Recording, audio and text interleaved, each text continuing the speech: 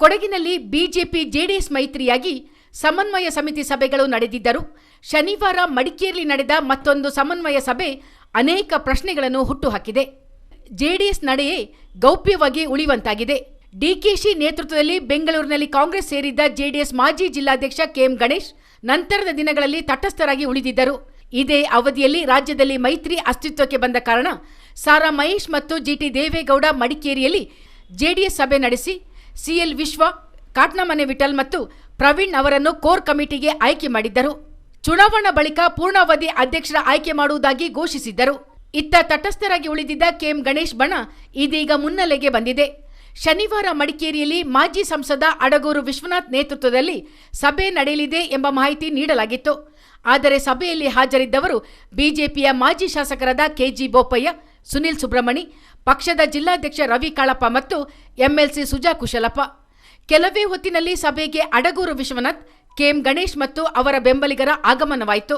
ಸಭೆಗೂ ಮುನ್ನ ಮಾಧ್ಯಮಗಳು ಕೆಎಂ ಗಣೇಶ್ ಅವರ ಬಗ್ಗೆ ಕೇಳಿದ ಪ್ರಶ್ನೆಗೆ ಈ ಸಭೆಯ ಬಳಿಕ ಎಲ್ಲದಕ್ಕೂ ಉತ್ತರ ದೊರೆಯಲಿದೆ ಎಂದು ಅಡಗೂರು ವಿಶ್ವನಾಥ್ ಹೇಳಿದ್ದರು.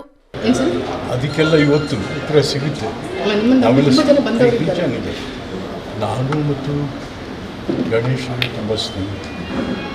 ನಾನು ಕೊಡಗಲ್ಲಿ MP ಇದ್ದಂಥ ಸಂದರ್ಭದಲ್ಲೂ ಕೂಡ ನಾವು ಪರಸ್ಪರ ಸಹಾಯ ಮಾಡಿಕೊಂಡೇ ಬರ್ತಾ ಇದ್ದೀವಿ.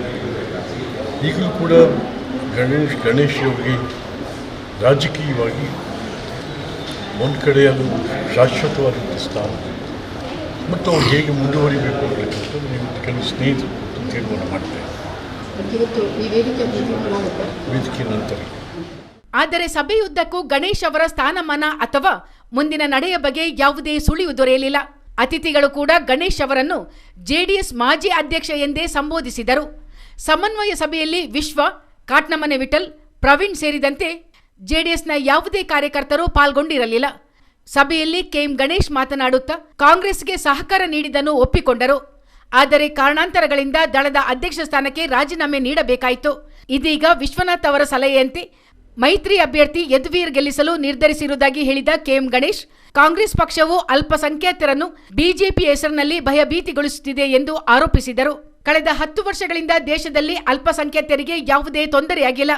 ಅಲ್ಪಸಂಖ್ಯಾತರನ್ನು ಕಾಂಗ್ರೆಸ್ ತನ್ನ ಲಾಭಕ್ಕಾಗಿ ಇಟ್ಟುಕೊಂಡಿದೆ ಎಂದು ಕೆಎಂ ಗಣೇಶ್ ಆಪಾದಿಸಿದರು. ನಾನು ಕೂಡ ಹಲವಾರು ವರ್ಷಗಳಿಂದ ರಾಜಕಾರಣದಲ್ಲಿ ಸಕ್ರಿಯವಾಗಿ ಕೆಲಸ ಮಾಡಿಕೊಂಡು ಬಂದವರು.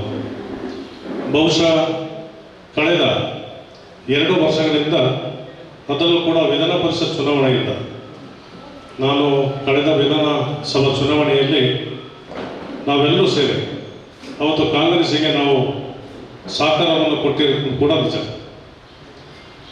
ಅವತ್ತಿನ ಸಂದರ್ಭದಲ್ಲಿ ನಾವು ಸಹಕಾರವನ್ನು ಕೊಡಬೇಕಾಗಿತ್ತು.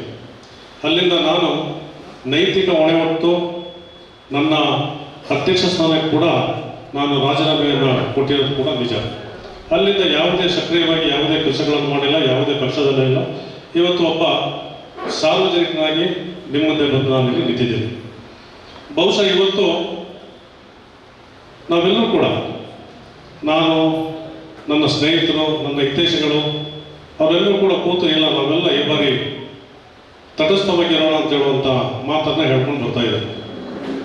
ಬಹುಶಃ ಆ ದಿನ ನನಗೆ ಫೋನ್ ಮಾಡಿ ಮಾತಾಡಿರ್ತಕ್ಕಂಥದ್ದು ನಮ್ಮ ಗುರುಗಳಾದಂಥ ಅಡಗೂರು ವಿಶ್ವನಾಥ್ ಅವರು, ಇಲ್ಲ ತಟಸ್ಥವಾಗಿ ಕೂರುವಂಥ ಕಾಲ ಇದಲ್ಲ, ಇವತ್ತು ನಾವೆಲ್ಲರೂ ಸೇರಿ ನಮ್ಮ ಮಹಾರಾಜರನ್ನು ಗಳಿಸ್ಬೇಕಾಗುತ್ತೆ, ಮಹಾರಾಜರನ್ನು ಏತಕ್ಕಾಗಿ ಗಳಿಸ್ಬೇಕು ಅಂತ ಹೇಳೋದು ನನಗೆ ವಿಶೇಷವಾಗಿ ಅವರು ಹೇಳಿಕೊಟ್ರು. ಅದನ್ನು ಅವರೇ ಇವತ್ತು ಇಲ್ಲಿ ಜಿಲ್ಲೆಯಲ್ಲಿ ಸಂಘಟನೆ ವೀಕ್ ಇದೆ, ಫೀಲ್ಡಿಗೆ ಇಳಿದು ಕೆಲಸ ಮಾಡದಿದ್ದರೆ ಚುನಾವಣೆ ಕಷ್ಟ ಸಾಧ್ಯ ಎಂದು ಜೆಡಿಎಸ್ ಮಾಜಿ ಮುಖಂಡ ಮನ್ಸೂರ್ ಅಲಿ ಗಮನ ಸೆಳೆದರು.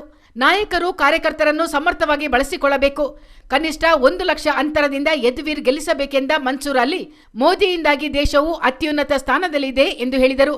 ಉಭಯ ಪಕ್ಷಗಳ ನಾಯಕರು ಸ್ಪಷ್ಟನೆ ನೀಡದ ಹಿನ್ನೆಲೆಯಲ್ಲಿ ಇದೀಗ ಜೆಡಿಎಸ್ ಕಾರ್ಯಕರ್ತರಲ್ಲೇ ಗೊಂದಲ ಸೃಷ್ಟಿಗೆ ಕಾರಣವಾಗಿದೆ.